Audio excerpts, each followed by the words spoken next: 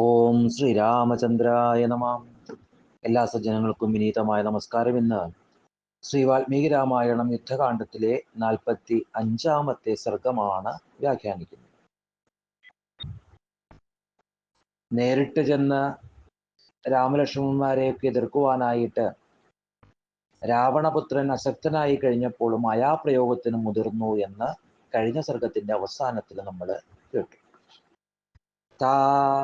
തസ്യ ഗതിമന്യുച്ഛൻ രാജപുത്ര പ്രതാപവാൻ ദിദേശാധിബലോ രാമോ ദശവാനരയൂഥവാൻ.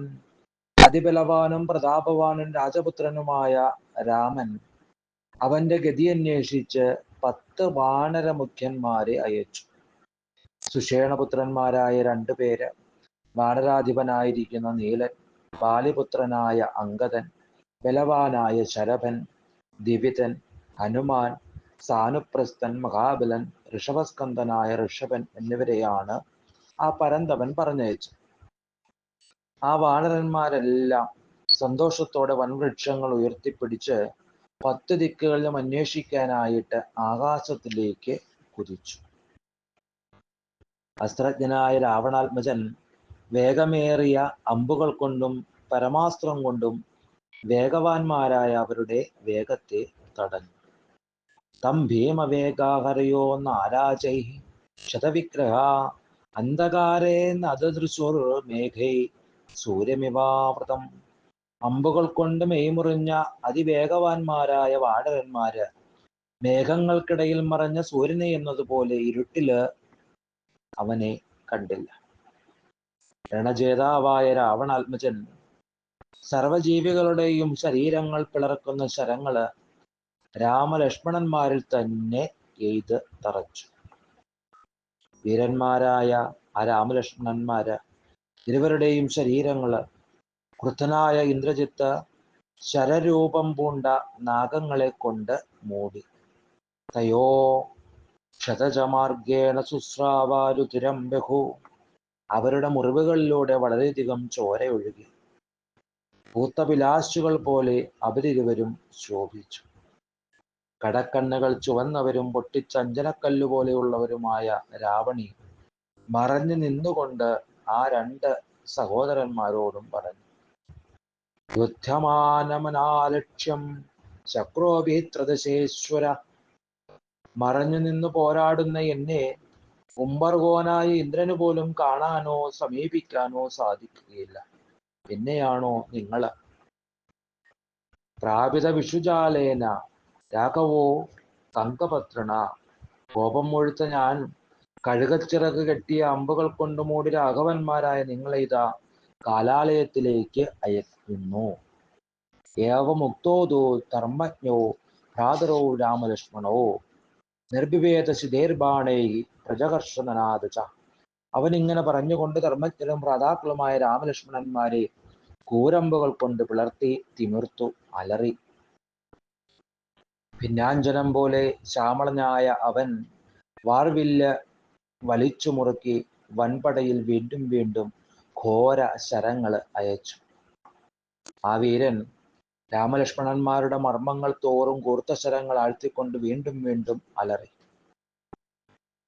പടത്തലയില് ശരബന്ധത്താല് ബദ്ധരായ 2 പേരും നിമിഷ നേരം കൊണ്ട് നോക്കാൻ പോലും അശക്തരായിട്ട് മാറി. അവരിരുവരും കയറഴിക്കപ്പെട്ട ഇന്ദ്രധ്വജങ്ങളെ പോലെ വിറകൊണ്ടു. ശരീരമെല്ലാം ശരമുനകളൊക്കെ തറച്ചതുകൊണ്ട് മർമ്മങ്ങള് മുറിഞ്ഞ് വാട്ടം പൂണ്ട് വല്ലാതെ വിറകൊണ്ടിരുന്ന വലിയ വില്ലാളികളും വീരന്മാരുമായ ആ രാജാക്കന്മാര് നിലത്ത് വീണു. സർവാംഗങ്ങളിലും അമ്പുകൾ തറച്ച് ആർത്തന്മാരും അതിപീഡിതരുമായി ചോര വാർന്ന് ആ വീരന്മാര് വീരശയനത്തില് കിടപ്പായി. അവരുടെ ശരീരത്തിൽ വിരൽത്തുമ്പ് വരെ ഒരങ്കുലം പോലും അമ്പേറ്റ് മുറിയാതെയില്ല, വേദനിക്കാതെയില്ല, വിറങ്ങലിക്കാതെയും ഇല്ല. അവരുടെ ശരീരത്തിൽ നിന്ന് കടും ചോര ഒഴുകാൻ തുടങ്ങി. പണ്ട് ദേവേന്ദ്രനെ തോൽപ്പിച്ച ഇന്ദ്രജിത്ത് കോപമാണ്ട് അമ്പുകൾ കൊണ്ട് മർമ്മങ്ങൾ മുറിവേൽപ്പിച്ചപ്പോൾ പ്രഥമൻ രാമോ പപാത. രാമൻ ആദ്യം വീണു. പൊന്നുകെട്ടിയതും മൂർച്ച കൂട്ടിയതും വേഗത്തിൽ താഴോട്ട് പായുന്നതുമായ അമ്പുകൾ, നാരാജങ്ങൾ, അർദ്ധനാരാജങ്ങൾ, ഫല്ലങ്ങൾ, അഞ്ജലികൾ, സിംഹദഷ്ട്രങ്ങൾ, ക്ഷുരങ്ങൾ എന്നിവ അവൻ ആഞ്ഞെയ്തു. പൊന്നുകെട്ടിയതും പിടിയഴിഞ്ഞതും 3 വളവുള്ളതും ഞാൻ വിട്ടതുമായ വില്ലും പിടിച്ചുകൊണ്ട് രാമൻ വീരശൈനത്തില് കിടന്നു. ശരങ്ങളേറ്റ് വീണുപോയ പുരുഷോത്തമനായ രാമനെ അവിടെ കണ്ടപ്പോൾ ലക്ഷ്മണൻ ദൃഷ്ട്വാ നിരാശോ ജീവിതേ ഭവൽ, ജീവിതത്തിൽ നിരാശനായിട്ട് ലക്ഷ്മണൻ മാറി. രാമം കമലപത്രാക്ഷം ശരബന്ധ പരീക്ഷതം, കമലതള നേത്രനും സോദരനുമായ രാമൻ ശരബന്ധത്താൽ മുറിവേറ്റ് നിലം പതിച്ചത് കണ്ട് ലക്ഷ്മണനും ശോകാകുലനായി. വാനരന്മാരും അദ്ദേഹത്തെ കണ്ട് പരമസന്താപം കൊണ്ട് ശോകാർത്തരായി കണ്ണുനീരൊഴുക്കിക്കൊണ്ട് ഘോരമായിട്ട് കരഞ്ഞു. ബന്ധനസ്ഥരായിട്ട് വീണുകിടക്കുന്ന വീരന്മാരായ അവരുടെ ചുറ്റുമായിട്ട്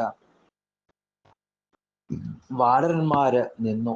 സമാഗത വായുസുത പ്രമുഖ്യ, അവിടെ വന്നു ചേർന്ന വായുപുത്രാദി പ്രമുഖന്മാര് വിഷാദമാർത്താഹ പരമം ജഗ്മു, പരമവിഷാദം കൊണ്ട് ആർത്തരായിട്ട് അങ്ങനെ നിന്നു.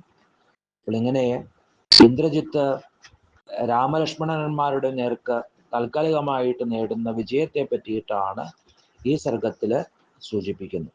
എല്ലാവർക്കും ശ്രീരാമ അനുഗ്രഹം ഉണ്ടാകട്ടെ എന്ന് പ്രാർത്ഥിക്കുന്നു. സർവം ശ്രീരാമപാദാരവിന്ദാർപ്പണമസ്തു.